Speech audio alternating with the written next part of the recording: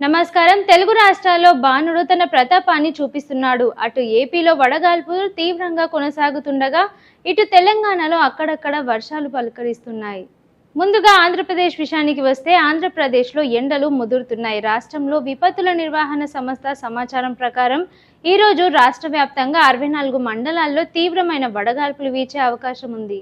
ముఖ్యంగా పల్నాడు, విజయనగరం, ప్రకాశం, నెల్లూరు జిల్లాల్లో ఉష్ణోగ్రతలు సాధారణం కంటే ఎక్కువగా నమోదవుతాయి. నిన్న పల్నాడు జిల్లాకు పిడుగురాళ్లతో అత్యధికంగా 45.9 డిగ్రీల ఉష్ణోగ్రత నమోదైంది. అయితే ఉత్తరాంధ్ర మరియు రాయలసీమలో కొన్ని ప్రాంతాల్లో సాయంత్రం వేళ ఉరుములు, మెరుపులతో కూడిన తేలికపాటి వర్షాలు కురిసే అవకాశం ఉందని అధికారులు తెలిపారు. ఇక తెలంగాణ విషయానికి వస్తే రాజధాని హైదరాబాద్ సహా పలు జిల్లాల్లో ఆకాశం పాక్షికంగా మేఘావృతమై ఉంటుంది. వాతావరణ కేంద్రం తెలిపిన వివరాల ప్రకారం ఈరోజు జయశంకర్, భూపాలపల్లి, ములుగు, భద్రాద్రి కొత్తగూడెం, ఖమ్మం, నల్గొండ, సూర్యాపేట జిల్లాల్లో గంటకు 30 నుండి 40 కిలోమీటర్ల వేగంతో ఈదురుగాలులు వీస్తూ అక్కడక్కడ ఉరుములు, మెరుపులతో కూడిన వర్షాలు కురిసే అవకాశం ఉంది.